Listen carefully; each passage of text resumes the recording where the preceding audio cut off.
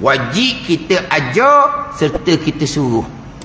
Kata mengucap ada. Adapun kalau orang dia nak mati tak Islam, kita tidak disuruh, kita tidak disunatkan suruh. Jangan kita bukan kata awak nak mati dah ni, kena dah lah tak kata gitu.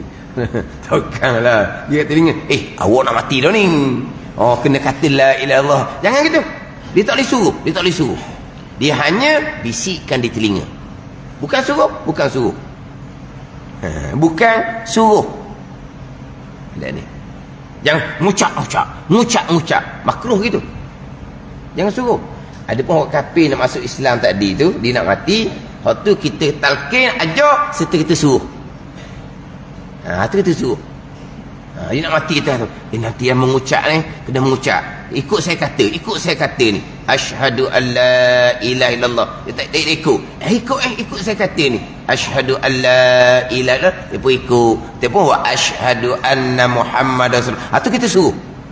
Tu memang kita suruh. Hak orang Islam kita nak mati tu jangan suruh. Cuma kita bisikkan la ilaha illallah. Bisikkan, bukan suruh. Kita suruh tekan tu makruh. Ni tak ni. Ini orang kafir. Orang kafir yang kita tahu dah dia nak masuk Islam tapi dia tangguh. Ni kita kena talqin ajar serta kita kena suruh dia. Tapi kalau orang kafir tu dia tak ada bunyi nak masuk Islam, dia nak mati, sunat kita cuba syahadahkan dia. Sunat saja.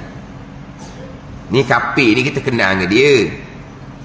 Tapi dia tak ada bunyi nak masuk Islamnya. Dia nak mati, sunat kita pergi ajar ke dia. Awak ni nak mati ni, boleh tak ucap 2 kalimah syahadah. Tu sunat je. Hak wajibnya kalau memang kita harap keislaman dia, sebab dia bunyi sok mudah nak masuk Islam. Pandai ni. Tu je. Orang yang nak mati kita talqinkan dengan asyhadu an la ilaha illallah wa asyhadu anna Muhammadar Rasulullah. Orang kafir yang kita harapkan keislaman dia. Ini orang Islam dia asyhadu. Tu kata drama tu.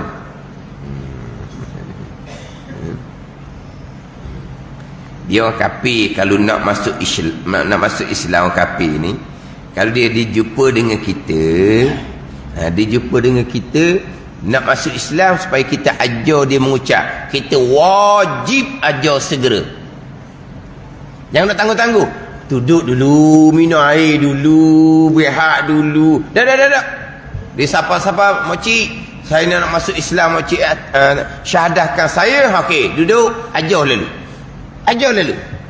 Biar selepas situ, okey, minum air ke dia. Jangan pula baru siapa, penat dah hilang lagi. Duduklah dulu, minum air, mandi dahulu. Nanti malam kita pergi masjid, mengucap syahadah di masjid. Buat seumpama tu yang jelasnya haram, dosa besar. Silap gaya jadi murtad orang yang menangguhkan tu. Jadi kafir orang yang menangguhkan tu. Tapi yang pastinya haram, dosa besar.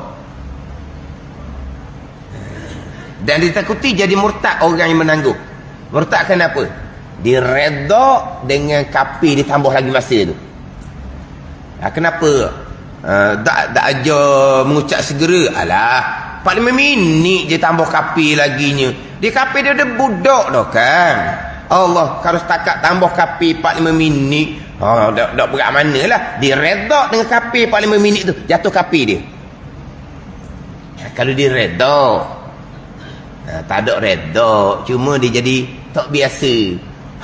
Nak mengucap, saya tak pandai mengucap. Tak pandai. Tak semayang berkali dah. Dah tak pandai mengucap. Dia tak pandai nak ajar. Allah tak pandai nak ajar. Ajarlah dulu. Tak puas hati. Tak puas hati kita bawa pergi motor iman. Dan kita tak puas hati. Tapi kita ajar dah bagi kita selesai dah. Gini ya. Gini. Mandi. Mana? Pergi motor iman pula. Contoh. Dah tadi tak jadi lagi. Jadi dah. Hak mula-mula. Tapi nak sedap ke motor imam jugalah. Tak apalah tu. Wajib ajar segera. Melainkan dia jumpa dengan kita, beritahu nak masuk Islam, bawa saya. Kita bawa dia. Yang kita nak cepat ke dia tu, nampak kita. Faham tak ni? Dia bukan suruh kita ajar. Dia cuma datang jumpa kita, bawa kita kepada tempat dia nak mengucap dengan masyarakat. Kita bawa dia pergi jabat agama contohnya. Tu lain, bukan disuruh kita ajar dia mengucap. Ni. Tu kita tak apa dak segera pun. Sekarang ni kalau diminta supaya syahadahkan dia, kita wajib syahadah segera. Duduk syahadah lalu.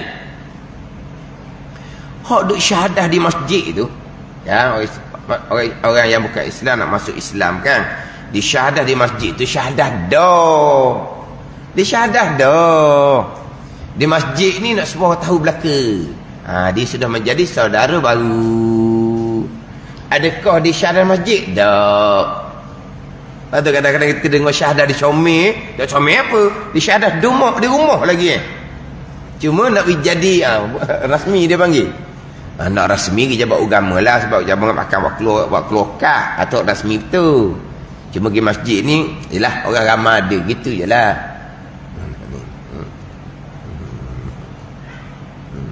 Tak reti nak ajar mengucap. Tapi tak ada lah orang redok tu, tak ada. Cuma dia gamam ke, dia tak pandai ke, dosa tu dosa.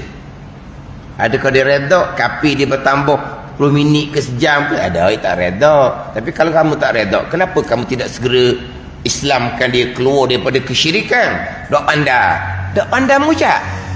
Tak ada orang pandai mengucap, tak pandai nak ajar, nak pegang tangan ke, nak pegang tangan macam nikah. Nak orang ni nak akad jari ke sebatang ke, dah tengok orang buat gitu, Allah ajar je lah. Jadi orang yang nak mati yang kita ajar asyhadu an la ilaha illallah wa asyhadu anna Muhammad Rasulullah, orang kafir yang kita harapkan keislaman dia, wajib kita ajar dan kita suruh dia dengan mengucap 2 kalimah syahadah. Ada pun orang Islam dah hanya Nabi perintah lakinu mautakum la ilaha illallah, ajar oleh kamu akan orang hendak mati dengan kamu akan la ilaha illallah. Tidak disunatkan tambah Muhammad Rasulullah. Wajib sunat kita kena takdirkan di hati kita akan Muhammadur Rasulullah. Dia orang dekat-dekat nak mati apa semua ni, alah kita kena ada adab-adab jugalah. Kena ada adab-adab kita dengan orang yang hampir nak mati ni. Dia kalaulah lepas daripada la ilaha illallah tu, dia berzikir pula. Dia berzikir lepas tu, maka sunat kita ajar pula. Sunat kita ajar pula. Dia sudah dah la ilaha illallah, alhamdulillah. Sunat kita ajar balik la ilaha illallah. Bukan bercakap ni. Kalau bercakap sama telah lah. Nak air, tu bercakap. Kita ajar balik dengan la ilaha illallah. Dia tak bercakap, dia berzikir sekalipun. Dia berzikir sekalipun, disunatkan ulang balik dengan la ilaha illallah. Dia gitu. Walaupun dia berzikir, walaupun dia membaca Al-Quran, kita ajar dah la ilaha, dia dibaca qul huwallah pula contohnya. Lepas tu kita sunat kembali ajar dia dengan la ilaha illallah. Lepas tu lama mana sekalipun tidak disunatkan kita ulangi la ilaha illallah. Yang kata pula, tadi dah sejam dah, basi dah. Tak ada basi-basi, tak ada. Kan kalau lama kan basi kan. Dah. Sejam dah kita telkinkan dia ajar dengan la ilaha illallah, dia senyap, dia senyap. Sejam dah, senyap je. Dah. Tak sunat dah kita ulang-ulang. Bukan kita ulang-ulang tu hukumnya makruh. Tiba-tiba dia bercakap, dia berzikir, barulah sunat kembali ulang ajar dengan la ilaha illallah. Dia adab-adab tu. Adab. Yang nak ajar pula seeloknya di kalangan yang tidak menerima pusaka contohnya. Itu adab belaka lah tu. Itu adab. Mana kalau lah kata dia dah keadaan nak mati apa semua tu, kita baca Yasin sampai ke sempurna. Kita baca surah Ar-Ra'du contohnya untuk memudahkan keluar ruh. Baca Yasin, baca Ar-Ra'du. Iqra'u ala mautakum Yasin. Baca mata orang yang hampir mati ke kamu, baca dengan Yasin. Baca Yasin, baca dengan surah Ar-Ra'du. Allah Ta'ala, mudah-mudahan Allah Ta'ala mempermudahkan ketika mati. Mudah mati. Mudah mati. Bukan mudah mati, tambah mudah mati.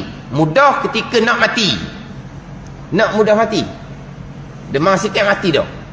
Tambah mudah mati. Naknya mudah ketika mati. Orang yang tengah berat dari napaknya, kita baca Yasin, kita baca surah Ar-Ra'du. Itu dia memang ada pembicaraan lah. Ketika orang nak mati macam mana, lepas dah mati kita buat macam mana, apa perkara yang kita dituntut bersegera lepas daripada yakin mati, sudah dicek oleh kita panggil lah perubatan doktor, apa dicek pasti dah sudah tidak ada. Apakah perkara yang kita dituntut segerakan, jangan lengok-lengok, segerakan. Hak kepada si mati, segera cari yang memandikan, yang mengkapankan, segera cari yang gali liang kubur, segera tu. Kita dak no duk fikir no anak ni siapa pukul berapa, hak ni siapa pukul berapa, hak tu siapa pukul berapa. Dipikir orang hidup. Kita fikir orang mati, bukan fikir orang hidup. Orang hidup tu sempat kita sempat tengok arwah, atau atas nasib dia lah. Yang kita fikirnya hak arwah, bukan hak anak-anak si mati. Orang sekarang ni dia pentingkan anak, dia tak pentingkan hak arwah tu sendiri. Sebab tu ada hak jadi mak ayah dia pesan, kalau mak ayah tak ada, segerakan urus jazah mak ayah. Jangan duk sibuklah hak jauh-jauh tu. Sempatlah, tak sempat pergi kubur. Gitu je lah. Tapi orang kita banyak gitu. Hak tu siapa kubur berapa, hak tu siapa kubur berapa, dia fikir tu. Dia tak fikir hak jenazah ni. Tak dosa, tetapi dituntut kepada kita, disunatkan kepada kita utamakan hak arwah, hak si mati. Tapi kalau ditunggu anak juga, tak jadi berdosa. Bukan kata berdosa kamu sebab kamu penting hak anak-anak, bukan penting arwah, tak berdosa. Cuma disunatkan kita utamakan hak si mati. Segera cari tukang mandi, tukang kapan, segera nak kata pada perkuburan, atau hak pada si mati. Jadi kita kena belajar suku pula situ, macam mana sebelum kematian, macam mana selepas kematian. Jadi ilmu belaka tu, jadi ilmu belaka.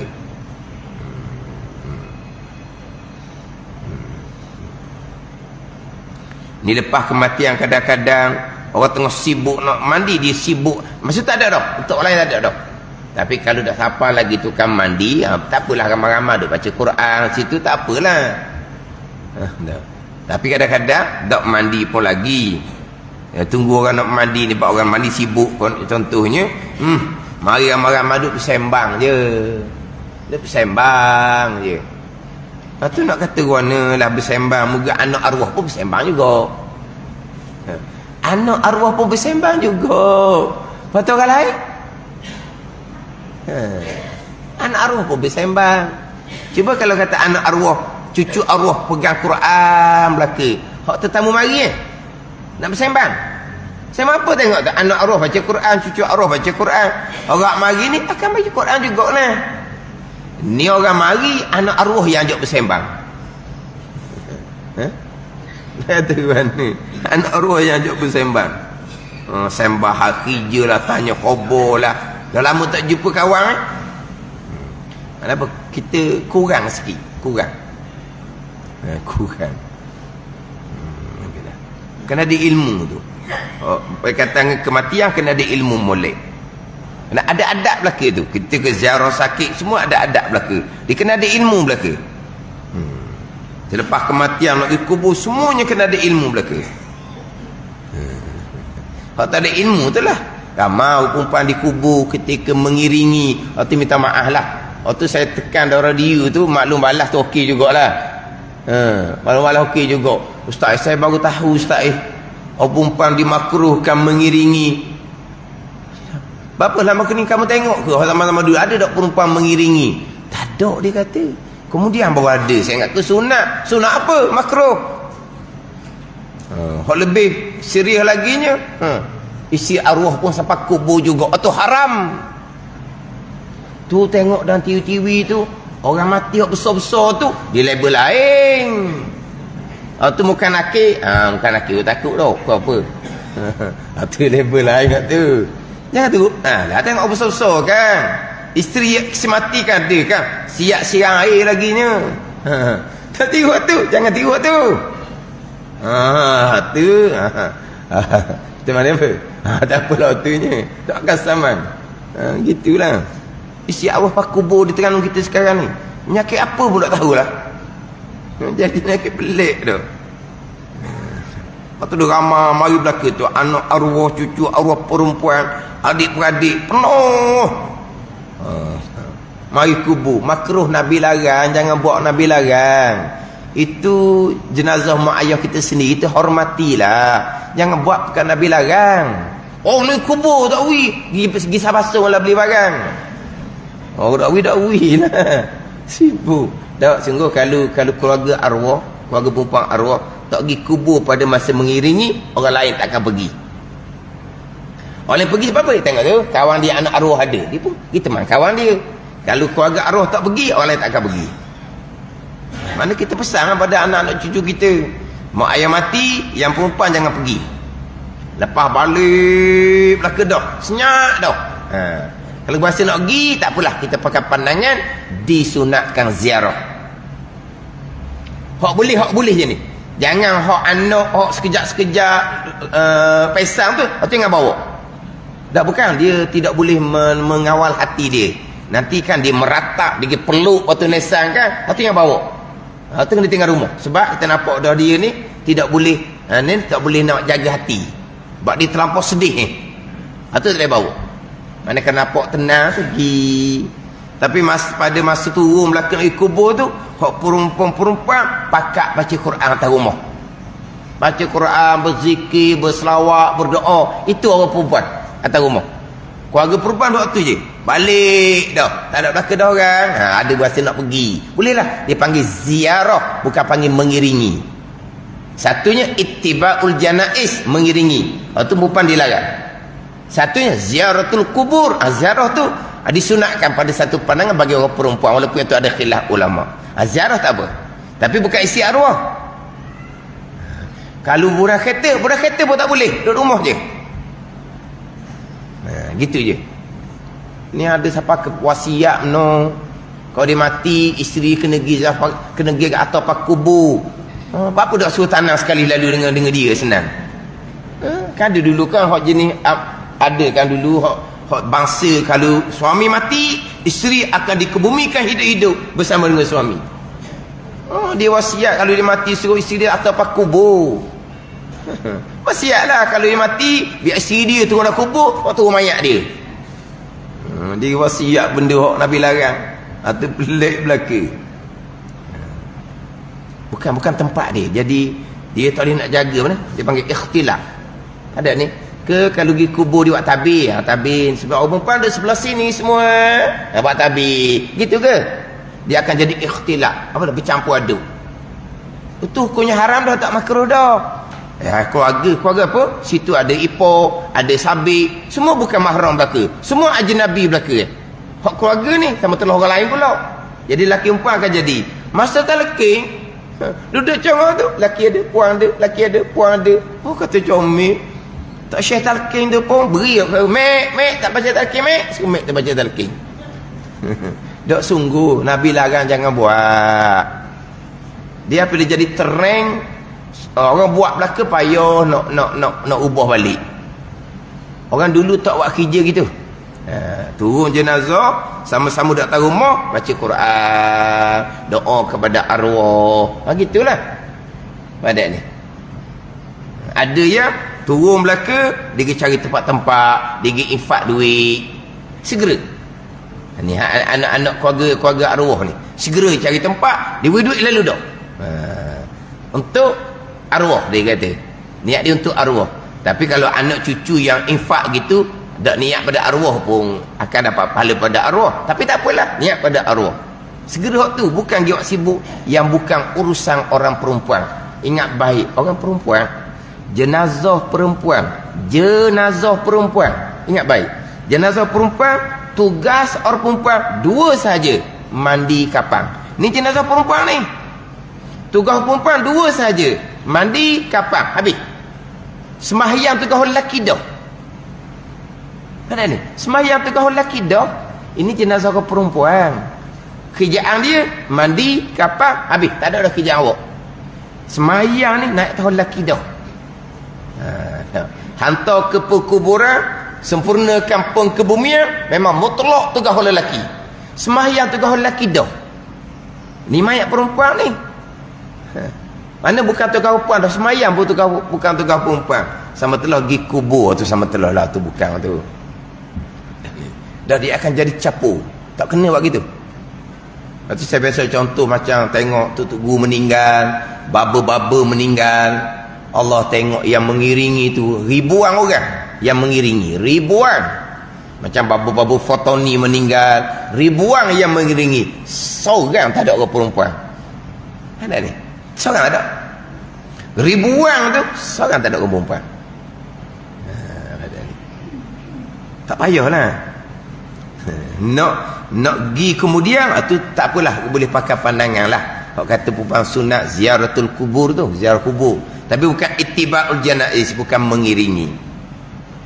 Di Terengganu ni kena peringat dah jadinya.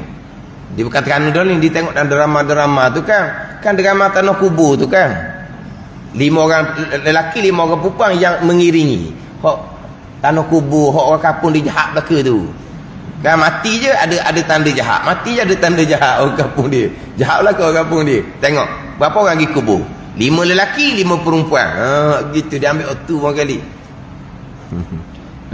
Waktu janganlah waktu balik pada ilmu tu kena ngaji molek. Kena ngaji molek. Sebelum kematian, selepas kematian kena belajar belaka. Ziarah orang sakit kena belajar belaka, dia ada adab belaka. Nak mati ni kita nak ajar macam mana, bukan ajar hanya la ilaha illallah. Betul saya kata. Tak sunat tambah Muhammad Rasulullah, kena takdirkan akan Muhammadur Rasulullah. Sunat seumpama dia, sunat takdirkan Muhammadur Rasulullah. Dan jika tiada takdirkan demikian itu, mulut kata la ilaha illallah, tangan surat tulis la ilaha illallah, tapi dia tidak takdirkan akan Muhammad Rasulullah. Nescaya bersekutu tauhid kita, tauhid ummah Nabi SAW dengan tauhid umpama Yahudi, seperti barang yang menyebut akan dia oleh setengah mereka itu, setengah ulama. Bersekutu ni bukan bersekutu sungguh. Ni dia kata ni bersekutu. Oh, bersekutu dengan tauhid umpama Yahudi, kau kafir lah. Ni kata bersekutu ni seperti je, bukan sama. Ni kalau selama ni saya tak pernah takdirkan Muhammad Rasulullah jadi tauhid Yahudi ya saya ni. Tak. Jadi seperti tauhid Yahudi jadi. Sebab apa? Yahudi mengakui la ilaha illallah, tapi Yahudi tidak mengakui Muhammadur Rasulullah. Yahudi sama, Nasara sama, mengakui Allah sebagai Tuhan, tetapi tidak mengakui Muhammadur Rasulullah. Jadi kalau kita ummah Nabi ni la ilaha illallah sahaja, tidak takdirkan Muhammad Rasulullah, bukan dengan Yahudi Nasara ni. Bukan kata jadi Yahudi Nasara sungguh. Pada ni Yahudi Nasara tu etikad terus, mereka beretikad, pegangan merekanya, mereka tak percaya pun Muhammadur Rasulullah. Dan mana Nabi yang akhirnya yang disebut dalam Taurat dan Injil tak keluar lagi, dia kata tak keluar lagi.